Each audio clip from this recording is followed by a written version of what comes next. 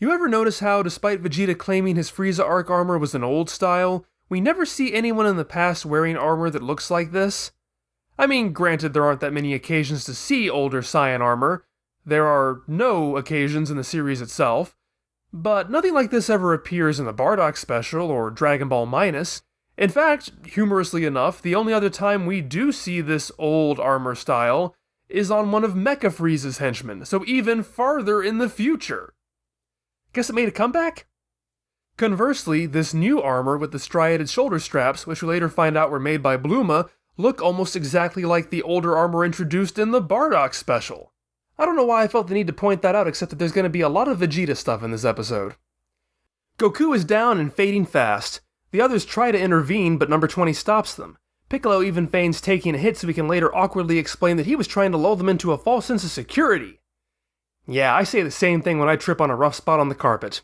Oh, I didn't trip, I was just practicing my Dick Van Dyke impersonation! But before Piccolo can put his "pay no mind, I'm just lying on the ground" plan into action, Vegeta appears to pull off a much more direct and effective plan of just kicking number 19 in the face. So he can get in a full leg day workout, he uses his other leg to kick Goku over to Piccolo, who gains back some respect by impressively catching him in mid-air with one hand. Gohan volunteers to take Goku home for his medicine, but Yamcha intercedes, saying he'll do it because he's the least useful here. If he was waiting for someone to contradict him, it never happens. Poor dolt. Piccolo tells Yamcha, since he will have exposed himself to the virus, to take some medicine too, since Piccolo is apparently well versed in the nature of nondescript comic book illnesses. Now that Goku is helpless and the artificial humans are moments away from achieving their most important goal of killing him, number 20 decides to let Goku go. We're going to see a lot of this. While Dr. Gero is able to imbue them with incredible strength, he did seem to program his creations with a bizarrely pronounced ability to dick around. You might assume they believe the heroes wouldn't let them get to Goku, but number 20 just says he doesn't want to finish it now. Anyway, now it's Vegeta's turn, and he taunts the artificial humans' inability to properly predict the extent of their power, and then shocks everybody by turning into a Super Saiyan. Kuririn questions this turn of events, saying he thought Super Saiyans had to have pure hearts. Well, that's what you get for getting all of your knowledge of Super Saiyans from a guy who's talking out of his ass. Vegeta claims the dubious technicality that he's pure evil.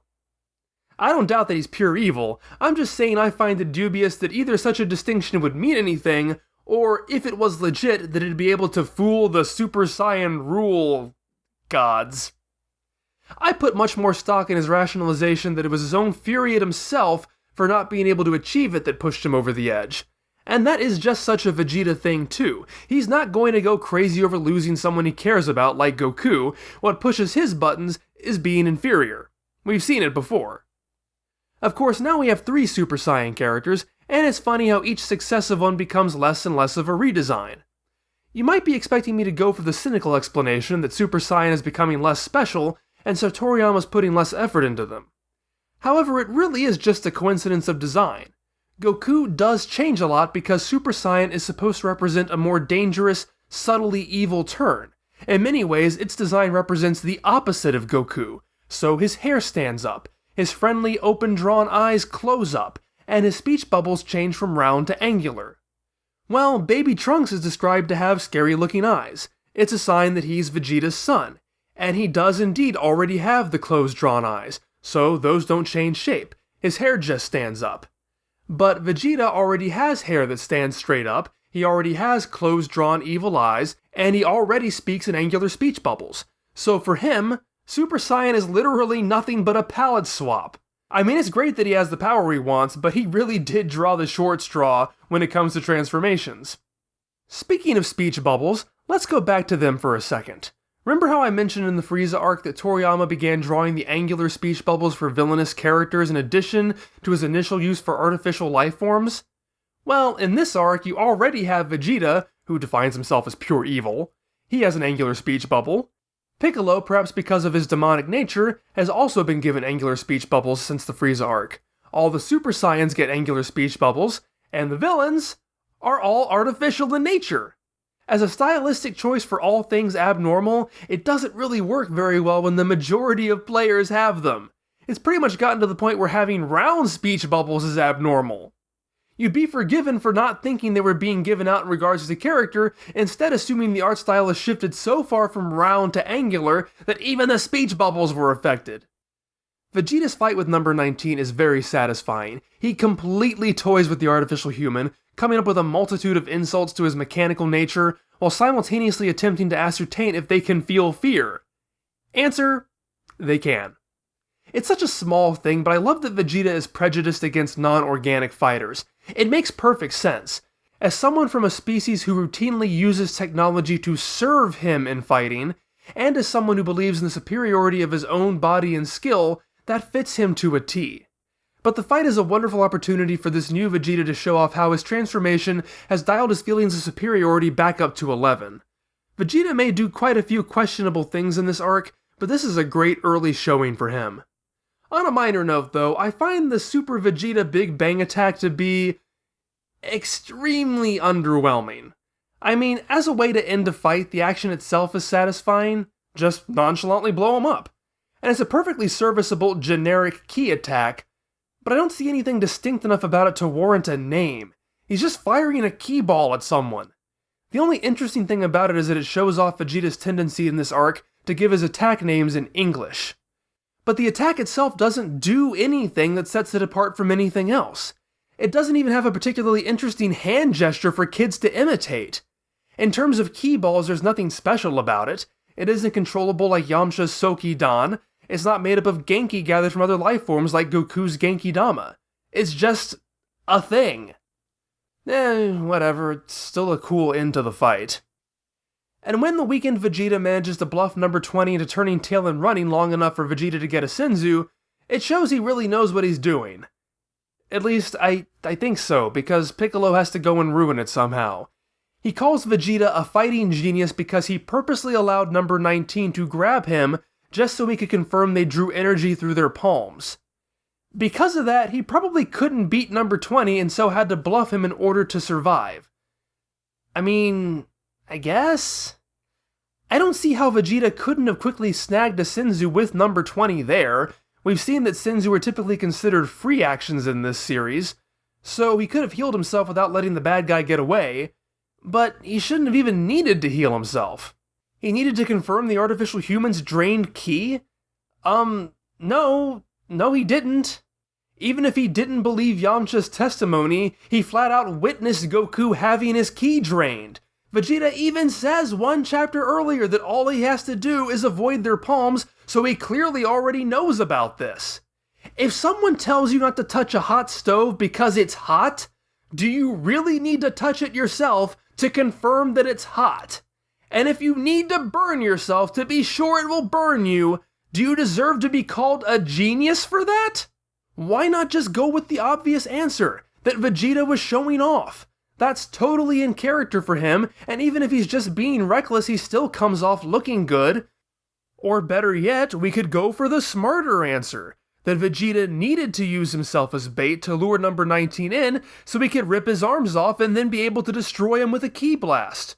I mean, Vegeta ripping off number 19's hands while number 19 is trying to suck ki out of him is just such a fantastic moment. I am not going to deny that for a second.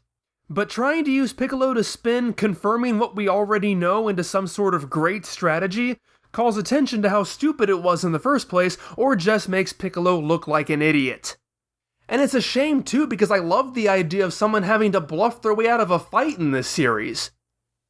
However, Piccolo had been right about one thing. Number 20 is using the rocks to hide, just as Piccolo had predicted earlier.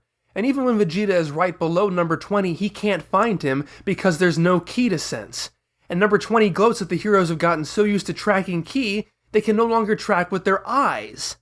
And I love that so much. It's such a brilliant reversal. For the past few arcs, being able to track ki has been a sign of enlightenment, a sign that they have overcome boundaries in martial arts. Characters have berated each other for using only their eyes to see.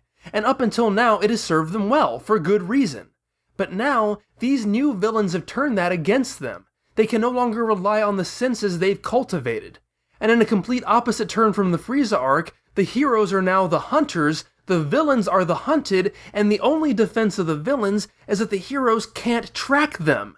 Time and again this arc we will see this play out. Even Vegeta, or perhaps especially Vegeta, who is new to sensing ki, but spent his entire life using scouters to track enemies, has allowed such an innately human skill to examine with one's eyes to atrophy. Oh, also, our so-called fighting genius, Vegeta, loses his temper at not being able to find number 20 and decides to flush him out with a ki blast, which number 20 just absorbs. Yep, what a genius. I kid though. Like with Goku screwing up and doing the same thing, I can tolerate understandable mistakes from the characters. I'd only be annoyed if Piccolo followed behind him to tell us how brilliant he was to do it.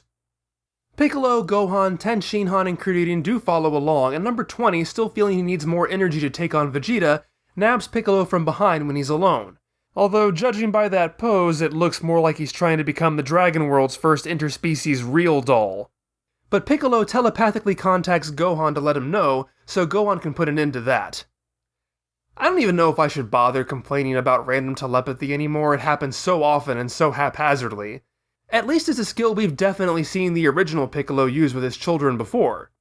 Insert tired old Piccolo as Gohan's real dad meme here. But I will complain in this case because it's a situation that doesn't even require telepathy. Supposedly the only reason Piccolo does it is because number 20 has his hand over Piccolo's mouth, like he did with Yamcha, so Piccolo can't alert anyone else. Okay, so how did the others realize Yamcha had been attacked? Because they sensed the dramatic drop in ki. You know, that skill they have that number 20 had just gotten done talking about? So not only should this not have required telepathy for the others to have figured out something is wrong, number 20 should have known there was no way the others wouldn't have figured out Piccolo was being drained. Maybe it's subtle enough to go unnoticed if he's not putting a hole through someone's chest, but it just seems to me if he managed to drain Piccolo dry while the others were no more than a few yards away, it would be really pathetic if they didn't pick up on it. But I do hope you enjoyed seeing Gohan in action here because you won't for a while. Piccolo receives a Senzu and proceeds to kick number 20's ass 6 ways from Sunday. See, Vegeta, you can get a Senzu without allowing the bad guy to get away. Piccolo even interrupts number 20's internal monologue to beat him up. Don't you know that's a free action too? Gohan decides to jinx them all by prematurely declaring that they've won! So of course in the very next panel, Trunks, who has returned from the future, finds the head of number 19 and has no idea what it even is. Vegeta has to question Piccolo as to whether or not he'll even finish number 20 off, but Piccolo decides to exposit his backstory that he's the evil cast off from God. You know, just in case that fact suddenly becomes very relevant to the story again in a couple of months, Piccolo wants to make sure we haven't forgotten that. Geez, it really feels like I'm picking on Piccolo today, but I don't think I ever realized just how many weird, questionable things he says and does in this section of the story. But then Trunks' arrival confuses everybody. He confuses the heroes by revealing these two aren't the artificial humans he warned them about, despite having the same designation as the artificial humans he warned them about. And he confuses number 20 by being some random guy he has no data on. Number 20 decides he has to go back to his lab, but he requires a diversion. Fortunately for him, Bluma provides one in an embarrassingly asinine way by flying her car over the battle with Yajirobe and her baby in tow. You know, Yajirobe might have been taking things a bit too far by threatening to drop the baby out of the car if they didn't turn back. But he's not wrong. This is painfully stupid. Showing up to the outskirts of a battle before it happens is one thing, albeit still pretty reckless, but flying over a battle as it's in progress? And number 20 immediately takes advantage of their distraction, announces the coming of number 17 and number 18, and blows up the entire area, escaping in the confusion. In the explosion, Bluma's car is wrecked, proving just how good an idea it was for her to come. Trunks saves Bluma and Baby Trunks, but Yajirobe, the one who was dragged here against his will, is left lying in a crater. Bluma reveals that number 20 is probably Dr. Gero, and I'm not sure how much of a surprise that was supposed to be. I mean, he looks like an old mad scientist to begin with. Piccolo clocked him almost immediately, I'll give him credit for that, leading to a not very convincing, "Oh no, I am totally not the person you assume that I am." None of this makes a lot of sense though, as she just up and tells them the general location of Dr. Gero's lab. Wait, what? Wasn't that the thing you suggested using the Dragon Balls to find out? And you just looked it up in a book of scientists? Did you already have access to this information before, or did you look it up later? And then couple that with her line where she said she had no idea Dr. Gero was connected to the Red Ribbon Army? I mean, look, I know his entire existence is a retcon that wasn't in the original Red Ribbon Army story, but that was the entire gist of this plot. A disgruntled Red Ribbon scientist wants revenge on Goku. If Piccolo didn't even manage to get the Red Ribbon point across, what did he tell them? But of course, now everyone's chomping at the bit to get to Dr. Gero's lab. The guy who threatened to kill Bluma if she found out where this guy was is now demanding to know. And with the exception of Vegeta, they all want to stop number 17 and number 18 before they're activated, proving just how out of character they were all acting 3 years ago. And now, as it is written in the script, we shall behave like rational human beings, and lo, it was done.